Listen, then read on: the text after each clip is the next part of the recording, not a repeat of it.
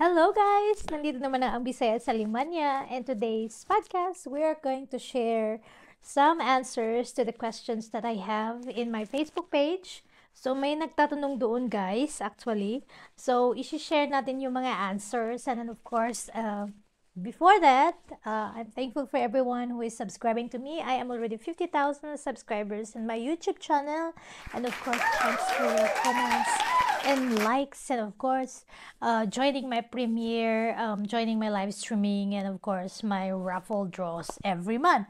So I'm sorry guys for the people that I wasn't able to visit then, but of course I'm trying myself to visit you in your videos. So today guys, na-enjoy ko yung question ni Mawelma, and yes, the question is, itong question na to guys, hindi ko talaga inaasahan. But, of course, that is so funny and I love the question also.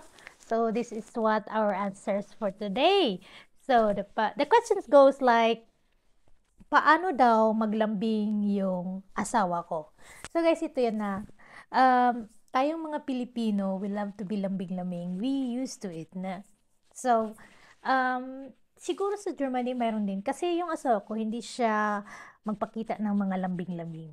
He's not like that. So, pero alam nyo guys, the way siya maglambing sa akin is like, when I'm too busy na, sometimes hindi ko siya ma-entertain, nagaling siya sa work, or hindi ko siya ma-entertain kasi na-busy ako sa computer, na-busy ako sa mga gawaing bahay, and then when we sit down there, or nanonood ako TV, mag-focus ako sa TV, hindi ko siya ma-entertain, and then, uupo yan sa akin at magsasabing, pwede ba bang kamutin yung yung nasa likuran ko? Kasi Makati. So, that is how maging lambing-lambing siya. And, the second is yung maglambing siya na, pwede mo bang masahiin yung likuran ko kasi masakit. Yan siya maglambing, guys.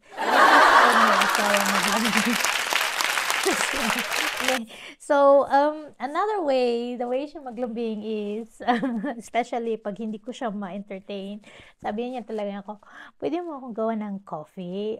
Okay, ganyan. Next is, pwede mo ba akong gawa ng tea? O, di ba? So, then, I realized, parang nanay na ako dito, parang helper na ako dito, di ba? So, yun ang the way siya maglambing.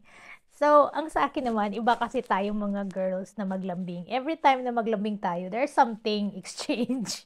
Di ba? O, wag yun na akong tiyan. Wag nyo naman sabihin wala kayo dyan. But of course, we are all having that. Kasi ganyan naman tayo. Di ba? Although tayo guys, may mga trabaho na tayo, but still we love to be lambing-lambing. Normal lang naman yan, guys. It's normal. Especially sa ating may mga partners na, di ba? Yung may mga husband and wife, yung mga partners sa life, yung mga girlfriend, boyfriend, it's normal. So, yung sa akin naman, iba kasi ako, guys. Pag maglambing ako, gusto ko yung maglambing ako na gusto ko magpababili. Ganon. Ay, wag kayong ganyan. May ganyan din kayo, di ba?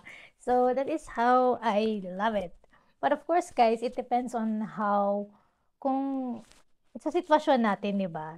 Diba? So, sometimes, maganda kasi kung maglambing. Maglambing ako ng ganyan.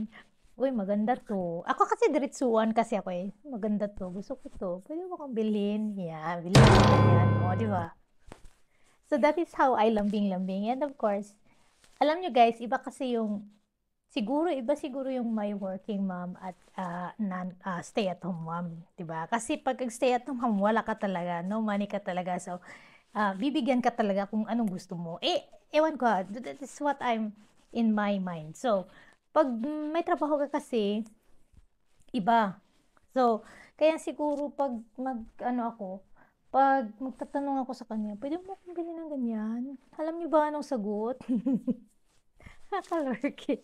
Sabi na, ay, kaya mo yan. May salary ka naman. So, yan ang sagot niya sa akin, guys. So, di ba?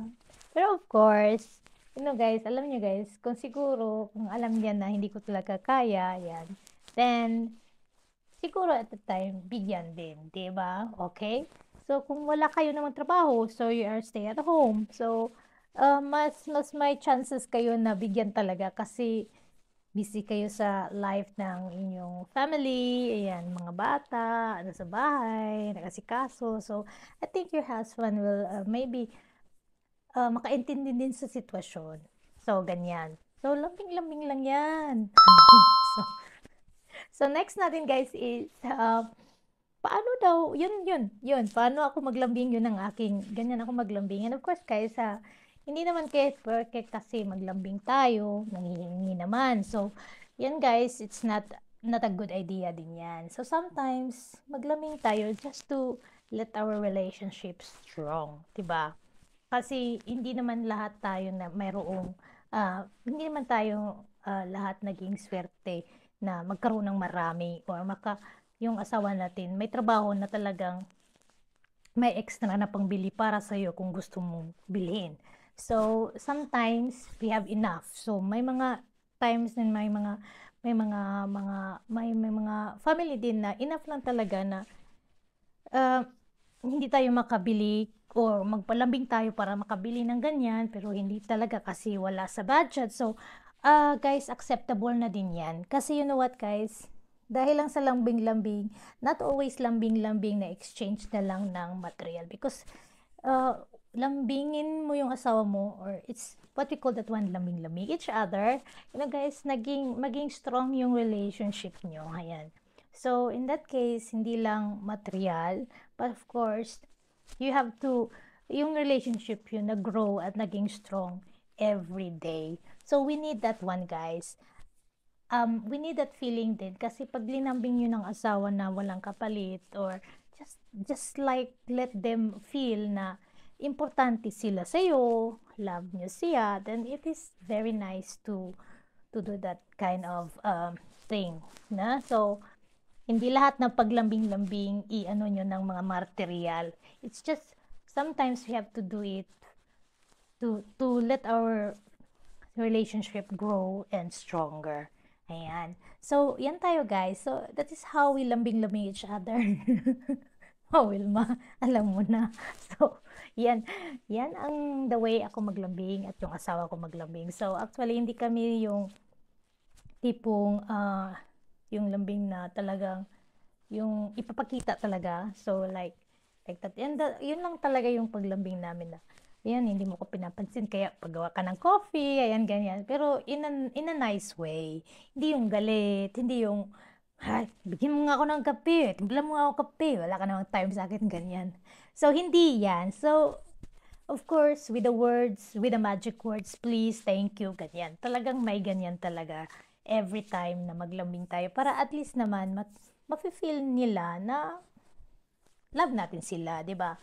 So, yan na nga aming the way we lambing-lambing each other. Si Swelma, ayan, alam niyo na kung paano kami maglambing-lambing. So, guys, I hope you can get some lesson, of course, and you learn from me how we lambing-lambing.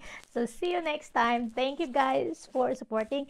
And we will continue again another topic sa ating podcast about, I don't know, you can ask questions dito sa ating video. You can ask questions sa comment below and we will try to answer that kind of questions and we will record that one for the podcast again. So see you next time.